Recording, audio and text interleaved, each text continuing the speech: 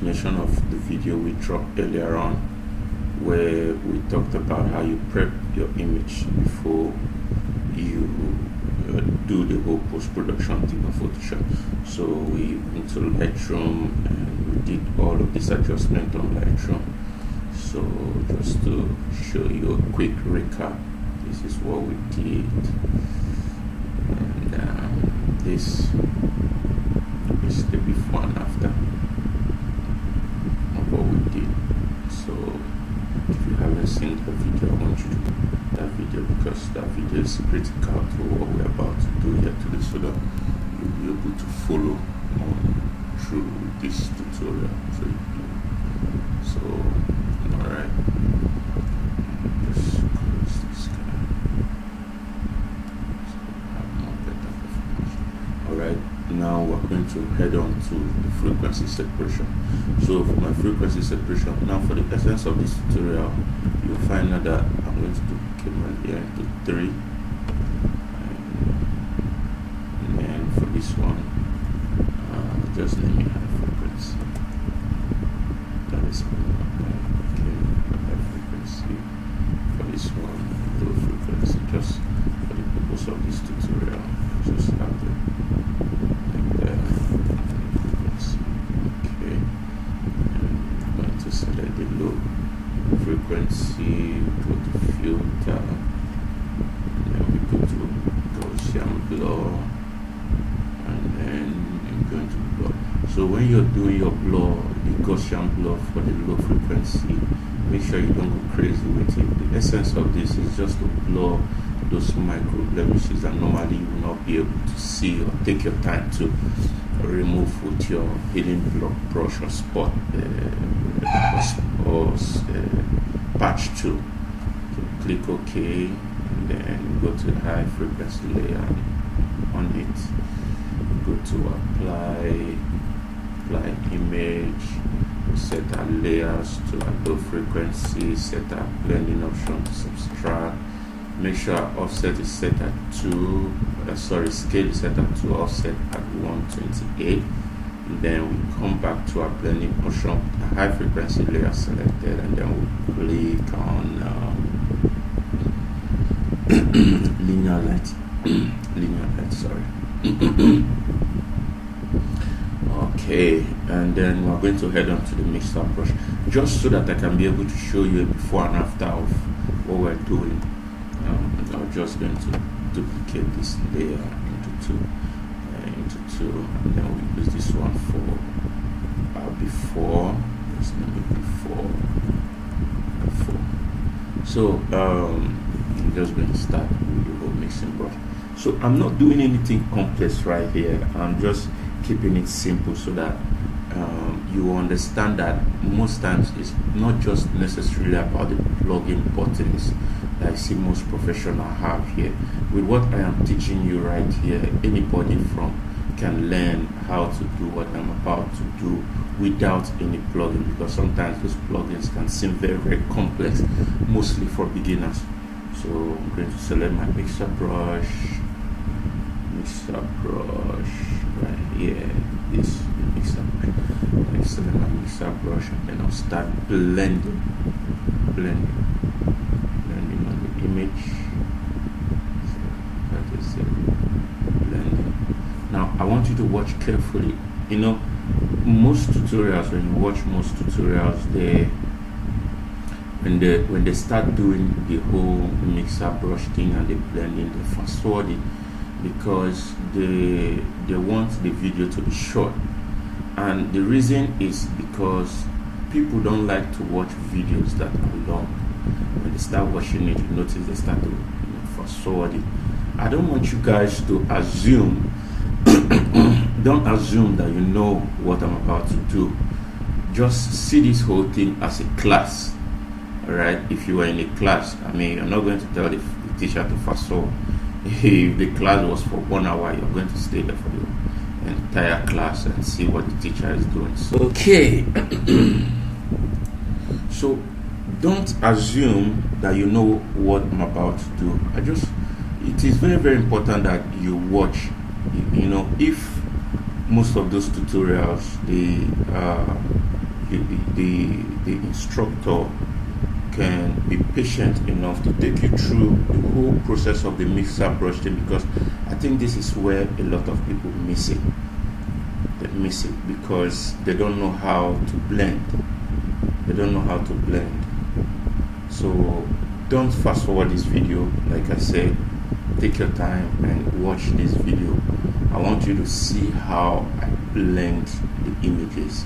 I want you to see how I control the size of my brush when I get to corners like this. You see how I reduce my brush. And I want you to also observe the technicalities I use when with my mixer brush. So it's very, very, very important. So just take your time and watch to see what I am doing. Now when you look at the face, you'll notice that here around this area, just around this area right, you'll notice that it's grave difference between here and here. Now when you have a photograph where if you have a photograph where that is well lighted, intentionally lighted, sometimes you notice that around this area you find shadows that are intentionally supposed to be there. So those are the things that you observe. Those are the little things you observe when you're blending, just the way I'm doing. You have to know the areas where you should blend, at what pen pressure you should blend in those areas and all of that. So that is just what makes your blending a little bit different from others. And then another thing I forgot to mention earlier, you see why I said you shouldn't fast forward the video, because there are things I forgot to mention during the start of the video, like the values of my mixer brush. You see how low I set the values of my mixer brush. So all of those things are things that you should consider depending on the image you're using. But I like to set my own to be as low as possible, because I don't want my image to look very artificial, if that's the word, artificial. See how I'm reducing the size of my brush. Notice how I'm reducing the pressure. By the way, I'm using a graphics tablet, so you can still use apply the same this thing when using a mouse. The mouse is just that you're more efficient when you're using a graphics tablet. Far more efficient. But I see that most of you guys are doing very well with the mouse. Kudos to you guys. But if you can get a graphics tablet, please, I would really recommend you get a graphics tablet. It's going to make your work more efficient and more professional. And there is this control you get when you're using your graphics tablet. I think I've gone with that. This thing right there. Where's my history panel? History. This guy here. Okay, take that back a little bit.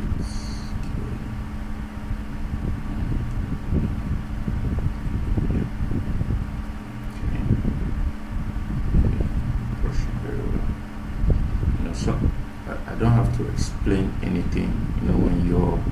When you're in a class, there are things that the lecturers don't have to explain to you. Just by looking at what they're doing, and then you understand why they did it. Then you can just follow through. So that's the advantage of being in a class. So if you notice, I think I went too far with my mixer brush on that area, so I just have to go back to my history panel and take a few steps back and then do it all over again. Make sure that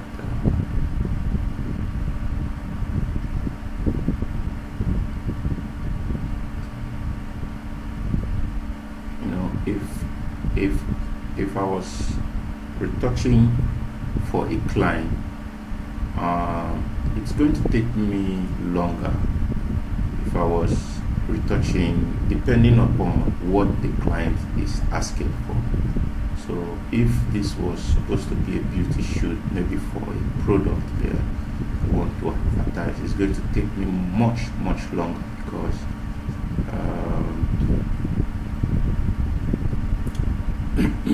because I'm trying to keep it as original as possible.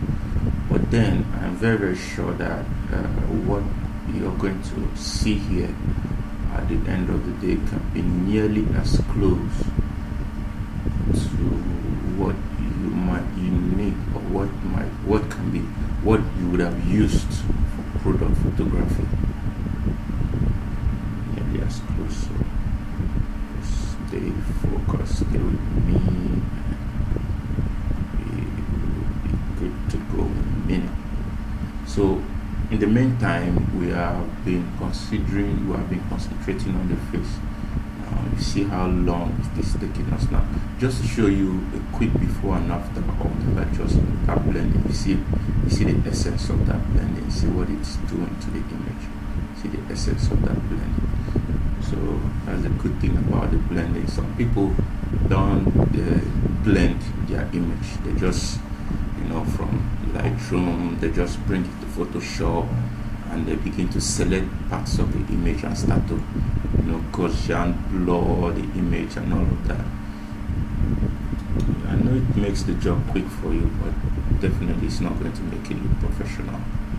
So now I want you to notice that around this area of our neck, there's a little bit of shadow there, and the shadow, it's becoming so much of a concern. So I want to throw a little light on this area. So basically what I'm doing is I'm just making a selection of this area. And then after that I'm going to add, I want to throw a little bit of light around this area. So what I'm going to do is I'm going to click on my keyboard, Ctrl C for copy and Ctrl V for paste. So this is what we have. So I'm going to go to my blending option. With that layer I just selected, I just pasted, selected, and I'm going to click on screen.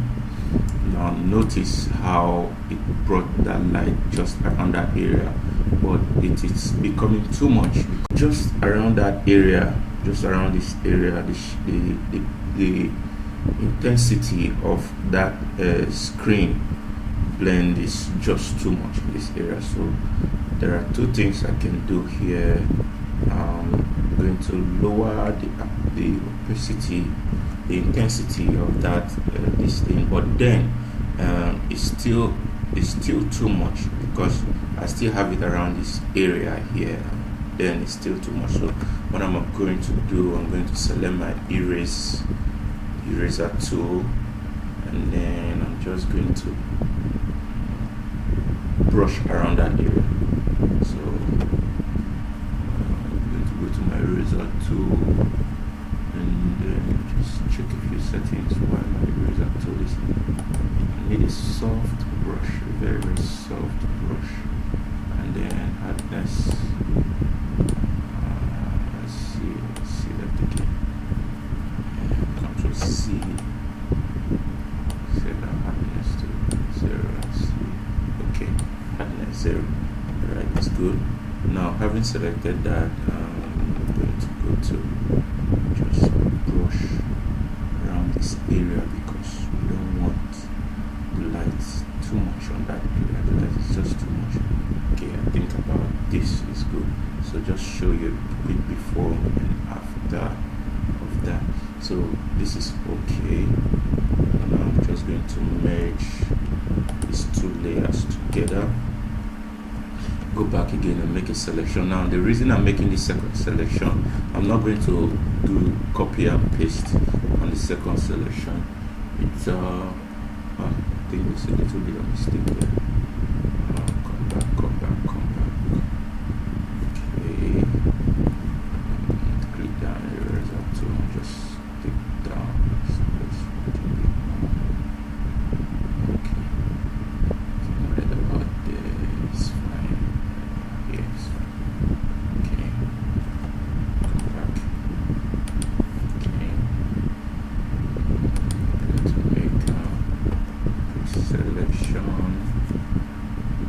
selection, and I'm going to explain to you why I'm making the second selection right now, just in a minute, so just stay with me.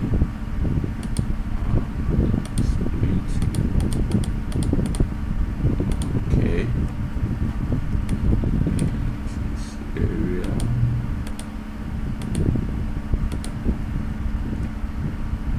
Okay, here we go. Right, I'm going to throw a little bit of feeder right there. Now, just to tell I know you might want to know why I'm adding that selection there. The reason why I'm making a selection of this area is because I'm about to blend this area. So I'm making this selection because I want the blending to just be around this area. I don't want it to touch the dress right here. I don't want it to touch. So I might make a mistake and touch this area here, and I don't want that. So I just want it to be around this area. That's why I'm making the selection.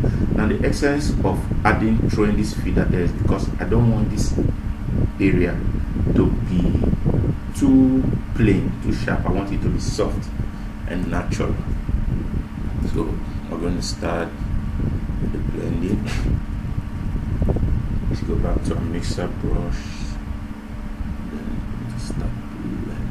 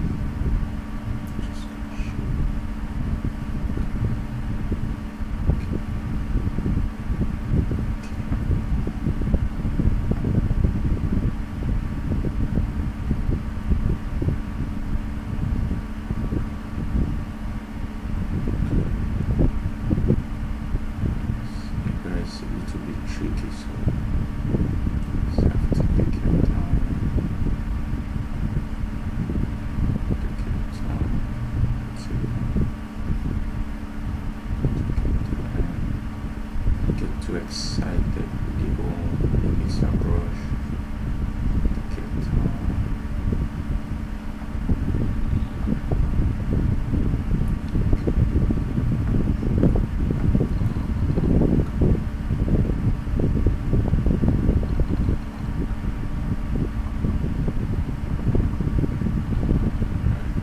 Now you see, because of the selection I made here, even if my mixer brush is entering in this area, nothing is going to affect that area because I have made the selection and I've told Photoshop that anything I'm doing, I want it just to be around this area.